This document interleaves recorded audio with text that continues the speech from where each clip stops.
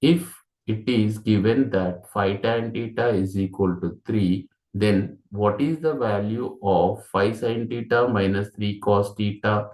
divided by 5 sin theta plus 3 cos theta? Given 5 tan theta is equal to 3, tan theta is equal to 3 by 5. 5 sin theta minus 3 cos theta divided by 5 sin theta plus 3 cos theta is equal to,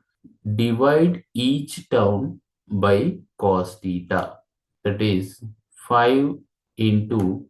sin theta by cos theta, tan theta, minus 3 into cos theta by cos theta, 1, divided by 5 into sin theta by cos theta, tan theta, plus 3 into cos theta by cos theta, 1, is equal to 5 into tan theta is equal to 3 by 5 minus 3 divided by